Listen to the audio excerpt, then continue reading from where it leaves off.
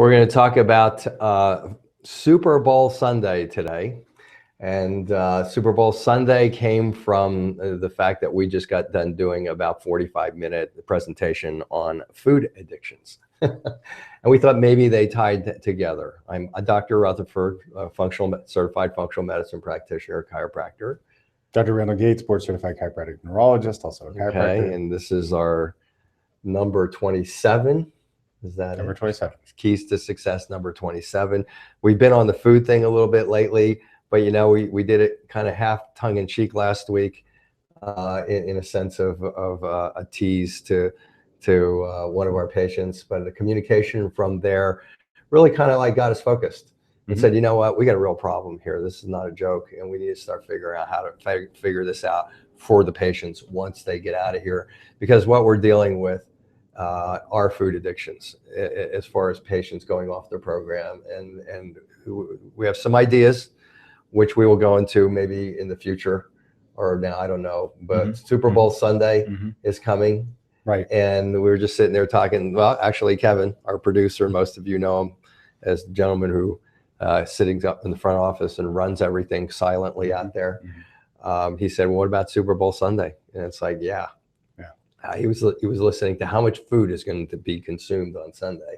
And we were talking about societal stress, societal pressures of eating foods that are difficult. And we briefly talked about this on one of the success keys in the past, but I think it's important to repeat it now because we're in real time. Super Bowl Sunday is in real time. You need a reminder. And this is tough.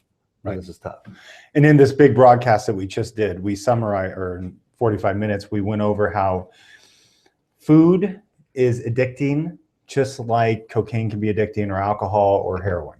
And it's a growing problem. 2/3 of the population has a weight problem. We can tie that to food. We know that most of you who are watching this broadcast have chronic pain, chronic health-related disorders, that we have found a correlation with your gut, most likely, and importance to maintain the dietary recommendations we gave you when you left the program.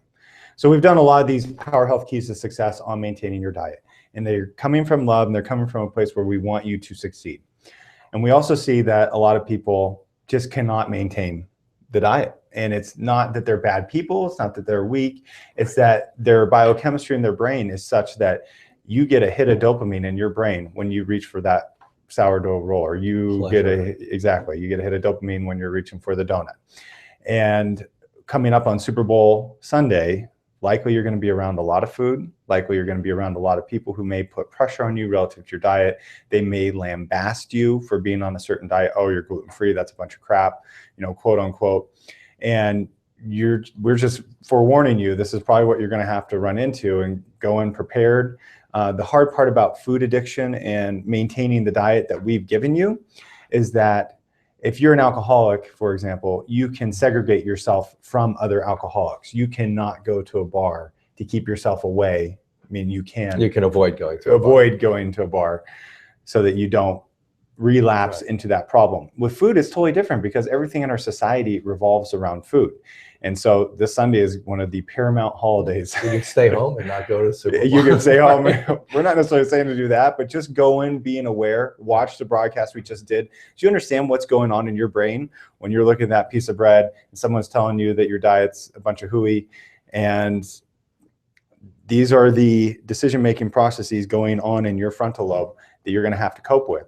And so we're trying to lay it out there. And now we're looking at changing some of our procedures here in the clinic. We're probably going to have all patients, when they start and when they finish, and the maintenance patients fill out a food addiction scale. It's called the Yale Food Addiction Scale. So we can just see where you're at, so we can help you, because some of you may need neurotransmitter support supplements. If you just keep relapsing on your diet, you probably have a brain chemistry problem that may be able to be corrected. Yeah, we do treat, and another part of the dilemma is we really sincerely do try to use as few supplements as possible. We could, for every one of you, we could probably give you way more supplements than we're given and even justify it. But we're also aware that these are costly. A lot of people, I don't particularly like taking a ton of supplements myself. I understand that there have been studies out there that show if you give a person more than 5 or 6 supplements, that follow through is going to be like nil. They're going to do it for a month or two and then they're going to stop doing it. So on every level, our autoimmune patients tend to do better with less supplementation.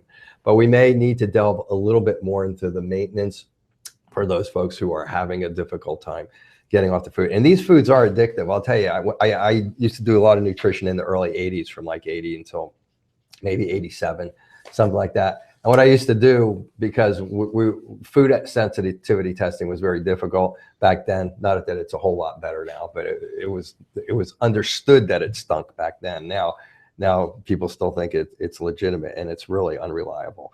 So what I used to do is I used to have the patient write down their 5 favorite foods.